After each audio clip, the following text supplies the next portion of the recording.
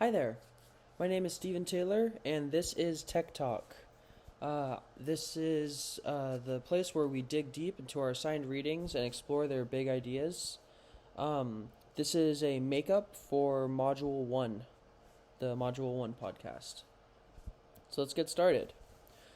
First up, we have Morton Winston's Society, Ethics, and Technology. Children of Invention Revisited.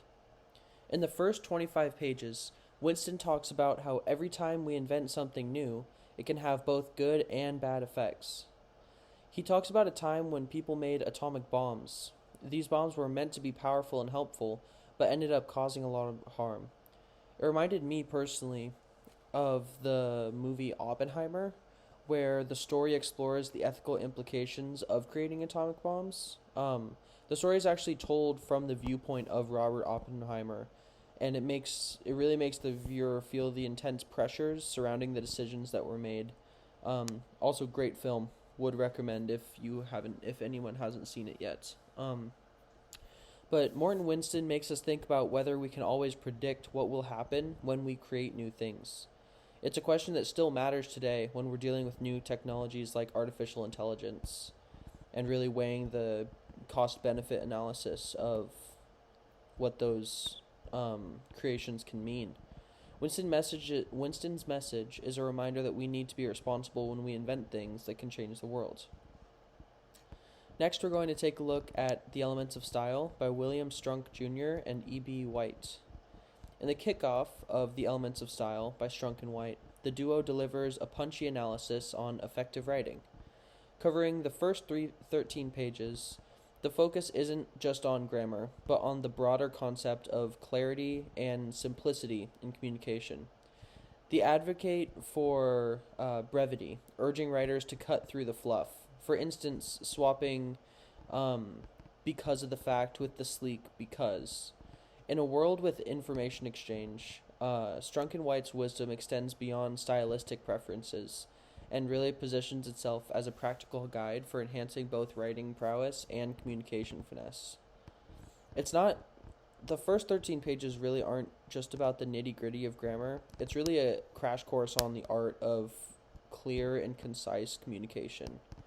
The authors aren't holding back, and they actually urge the reader to ditch the overuse of words.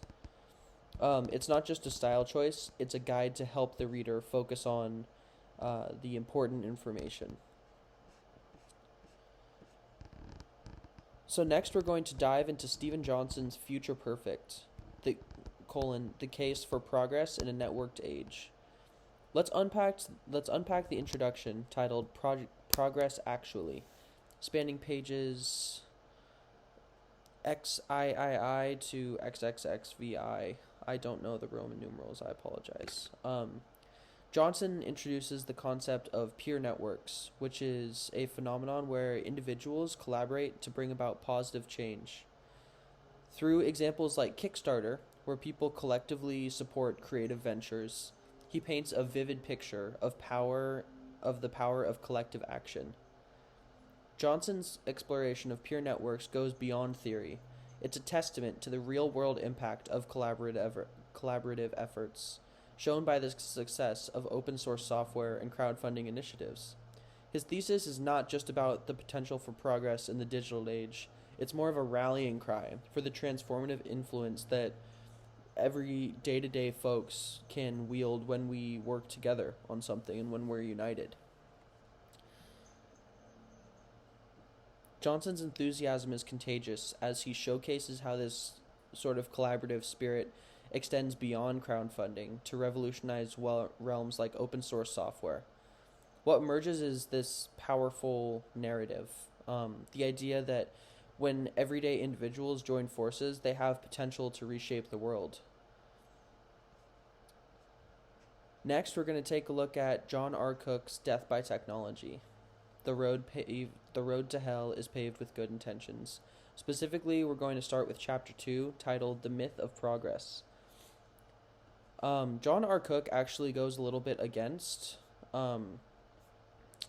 society, ethics, and technology because he challenges the conventional narrative of unbridled technological process. unraveling what he dubs the myth of progress. In this segment, he scrutinizes the notion that every technological advancement is inherently a good thing. Through historical context and contemporary examples, Cook urges readers to question the prevailing optimism surrounding technology, and he highlights the potential dark side that comes with a lot of these different inventions. Cook takes us on a journey through history and the present challenging the idea that every innovation is a step forward. Um, there is this sort of blind trust in technology that I think we have been growing accustomed to with social media and something new being invented every day. Um, but Cook really does challenge the fabric of these convictions and leads us to question the road we're paving with our good intentions. When we look at all these texts together, we can see some common themes. They all talk about how we need to think about the effects of our inventions, how to communicate better, and how teamwork can lead to progress. Even though these texts are from different times, the ideas still matter and they're still relatively uniform as well. Wrapping it up, we've gone through these texts in detail, breaking down their main ideas with real life examples. It's not just about what the texts say, but how they make us think about our world today. Thank you so much again. This has been Tech Talk. My name is Stephen Taylor, and I will see you soon.